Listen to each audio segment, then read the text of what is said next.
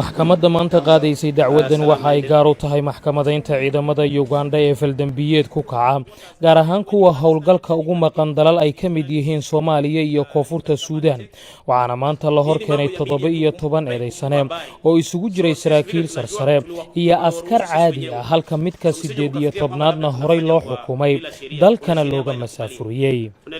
askartii ay ciidamada bilayska Soomaaliya gacanta ku soo dhigeen iyagoo iibinaya qalab iyo shidaal ay amisom leedahay 5tii bishii Juun ee sanadkan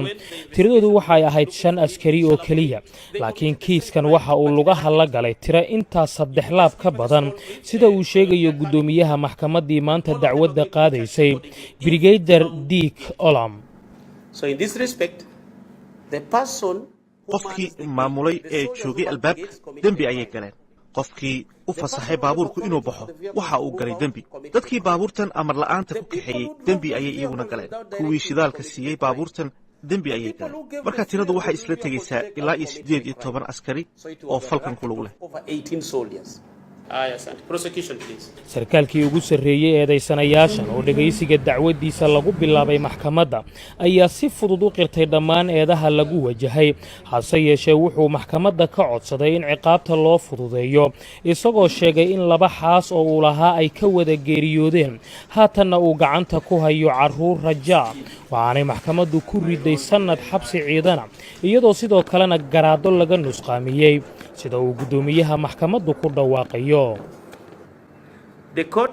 maxkamaddu waxay kugu xukuntay 1 sano oo xarig ah laga bilaabo taariikhda maanta ee lagu dhawaaqay xukunka iyadoo oo lagu dhigayo xabsiga militariga ee Makindi waxaana sidoo kale 1 darajo hoos loo dhigay darajadaadii militari iyadoo halkii aad gaashaanle ka ahayd aad ku noqon doontid 3 xadig leh.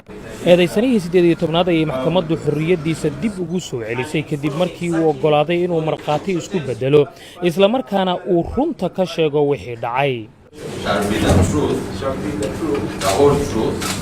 maxkamadaynta tirada dhiman ayaa lagu soo gabagabayn doonaa maalinta berrita sida uu sheegay gudoomiyaha maxkamadda Brigadier Dick Olam kasokow xukunka lagu ridana dhammaantood waxaa dib loogu celin doonaa dalka Uganda.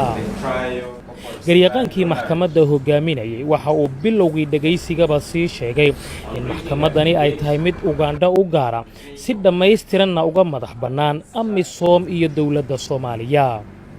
Jacfar Kuukay VOA Muqdisho.